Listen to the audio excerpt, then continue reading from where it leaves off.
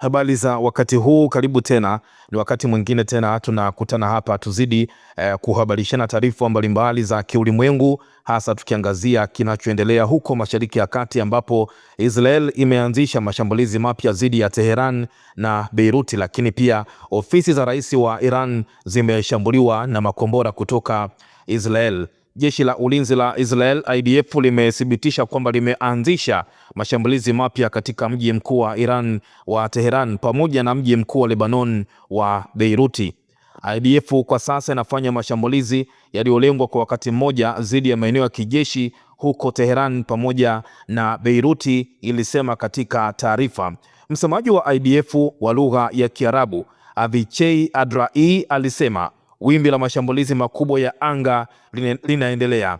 Mashambulizi hayo yametokea yanapata saa moja tu baada ya jeshi la Israel IDF kutoa onyo la dharura kwa watu katika vitongoji vya kusini mwa Beirut na katika vijiji kadhaa, ikiwataka waondoke mara moja. IDF inasema ilikuwa inalenga vituo vya amri na vituo vya kuhifadhia vitu vya Hezbollah. Wakati hayo yakiendelea, Marco Rubio, waziri wa mambo ya nje wa Marekani, amesema katika akaunti mpya sababu ya kuanzisha mashambulizi ya kijeshi dhidi ya Iran. Amesema kwamba Marekani ilipata taarifa kutoka kwa Israeli kwamba ilikuwa inapanga mashambulizi ya kijeshi dhidi ya Iran.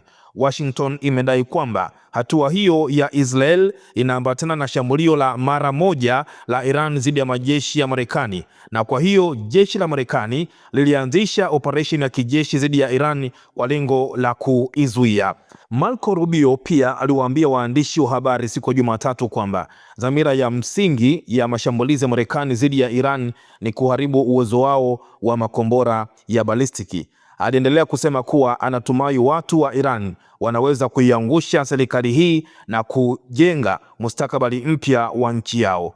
Bwana Marco Rubio aliongeza kuwa tungefurahi kama hili lingewezekana, lakini akasisitiza kuwa lengo la misheni hii ni kuharibu uwezo wao wa makombora ya balistiki na uwezo wao wa majini. Viongozi wa Israel nao wameeleza kuwa kupinduliwa kwa utawala wa Jamhuri ya Kiislamu ni moja ya malengo makuu ya mashambulizi yao pamoja na Marekani. Bwana Marco Rubio ambaye pamoja na wadhifa wake wa waziri wa mambo ya nje pia ni mshauri mkuu wa usalama wa taifa wa rais wa Marekani Donald Trump, alienda kwenye bunge la Congress la Marekani Jumatatu ili kuwaeleza wawakilishi na maseneta wa Marekani sababu za kuanzisha vita na Iran.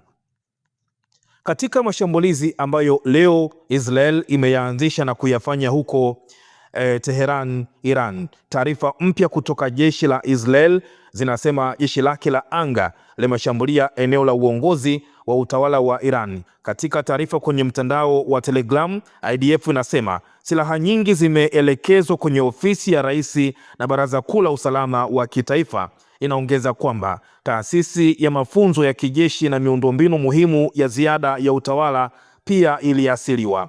Kiongozi mkuu wa zamani wa Iran Ayatollah Ali Khamenei alitumia pia eneo hilo, IDF inasema. Kumbuka Khamenei aliuawa katika eneo lake mwishoni mwa wiki katika mashambulizi ya Marekani na Israel ambayo kwa sasa yanapelekea vita hivi kutanda katika eneo la Mashariki ya Kati.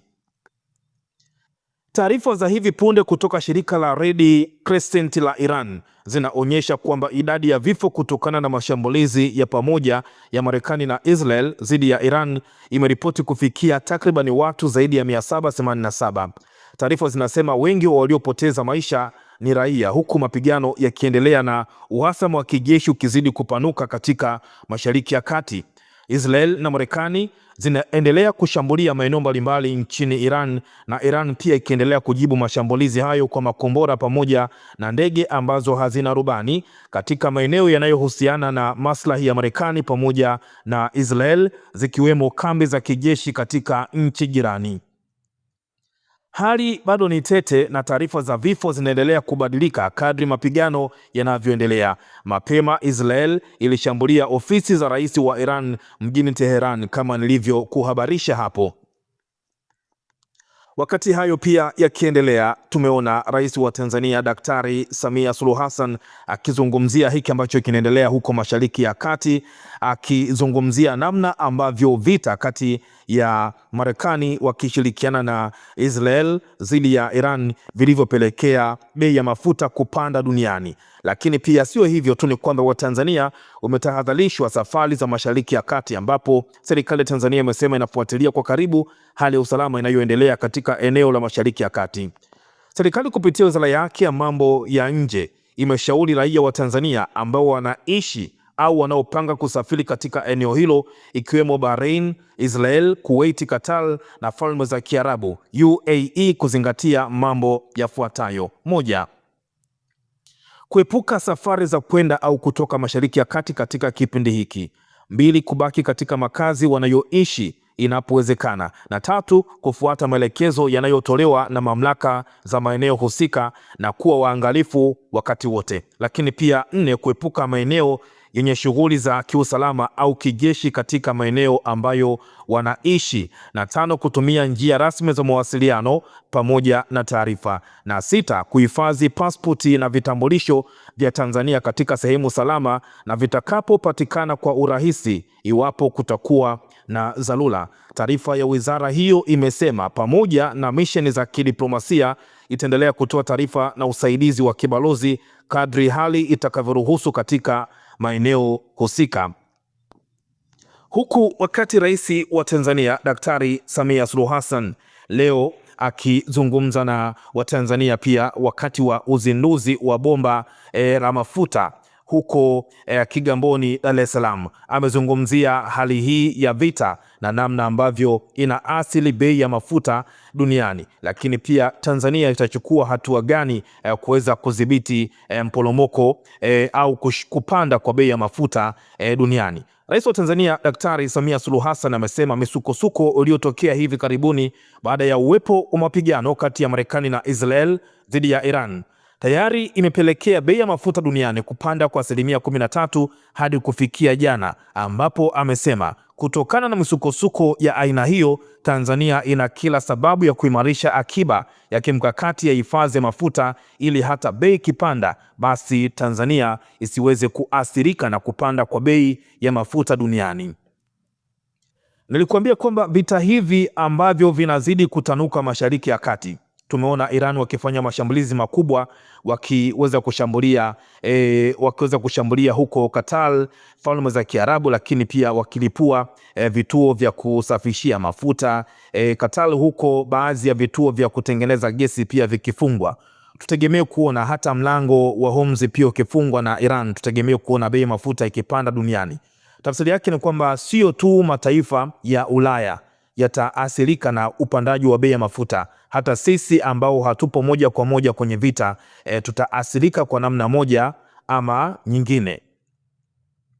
Ukiangalia pia katika mashambulizi ambayo leo wameweza kuyafanya Israel, pamoja na kushambulia ofisi za rais wa Iran, pamoja na baadhi ya ofisi ambazo walikuwa akizitumia kiongozi mkuu wa Iran Ayatollah Ali Khamenei, ambayo tayari amepoteza maisha, utagundua kwamba ni wazi ya kwamba bado jeshi la Israel linawatafuta viongozi wakubwa mno katika serikali ya Iran. Kumbuka kwamba ripoti ya IDF imedai kushambulia jengo la makazi la baraza la wataalamu la Iran. Kumbuka walikuwa wanafanya vikao kwa ajili ya kumtafuta mrithi wa Ayatollah Ali Khamenei. Jengo hilo pia nadhani lilikuwa linatumika, lakini limeshambuliwa. Jeshi la Israel lilishambulia jengo la bunge la wataalamu la Iran katika jiji la Qom walipokuwa wakikutana, kulingana na ripoti ya vyombo vya habari vya Israel. Kan News, mtandao wa habari wa Israel, ulisema jengo hilo liliharibiwa katika jaribio la kuwakatisha tamaa wanachama 88 katika kuchagua kiongozi mpya mkuu wa Iran. Tulitaka kuwazuia wasimchague kiongozi mpya mkuu, afisa mmoja wa Israel alisema. Mashirika ya habari ya Iran yaliripoti kwamba jengo hilo lilibomolewa na mgomo huo, lakini akasema halikutumika wakati huo. Yani wakati huo jengo hilo lilikuwa halitumiki. Kwa hiyo mashambulizi yake moja kwa moja hayajaleta maafa kwa viongozi ambao walitakiwa kukutana kwa lengo la kumchagua kiongozi mpya mkuu wa Iran ambaye atakuwa ni mrithi wa Ayatollah Ali Khamenei. Lakini pia jeshi la Israel limesema leo Jumanne kwamba jeshi lake la anga limeshambulia maeneo ya viwanda kote Iran ambayo yalitumika kutengeneza silaha ikiwemo makombora ya masafa marefu katika siku ya 4 ya shambulio la pamoja la Marekani na Israel dhidi ya Jamhuri ya Kiislamu. Wakati wa mashambulizi yaliyofanywa kote Iran, IDF ililenga maeneo ya viwanda yanayotumiwa na utawala wa Iran kutengeneza silaha, hasa makombora ya masafa marefu. Jeshi la Israel lilisema katika taarifa yake kuthibitisha operesheni kubwa ambayo wameianzisha leo huko Tehran pamoja na Lebanon. Wakati hayo pia yakiendelea, Hezbollah imesema ililenga kifaru cha Israel pembezoni mwa kijiji cha mpakani mwa Lebanon siku ya leo Jumanne, saa chache tu baada ya waziri wa ulinzi wa Israel kuamuru wanajeshi wake kuchukua udhibiti wa maeneo zaidi ya kimkakati ndani ya Lebanon. Katika taarifa, kundi hilo lenye silaha linalounga mkono Iran lilisema kujibu uchokozi wa kihalifu wa Israel na baada ya kufuatilia harakati za jeshi la adui wa Israel huko Tel Nahas nje kidogo na Kfar Kila, wapiganaji wetu walilenga kifaru cha Merkava kwa silaha zinazofaa na wakapiga risasi moja kwa moja. Mapema Jumanne, chanzo cha jeshi la Lebanon kiliiambia AFP kwamba Israel ilikuwa ikifanya uvamizi wa ardhini kutoka Kfar Kila na tambarare za Kiam kando ya mpaka wa Lebanon na Israel. Mengi zaidi nitazidi kukuhabarisha kwa kina zaidi namna ambavyo mgogoro huu unazidi kutanuka zaidi na kuwa mgogoro wa kikanda.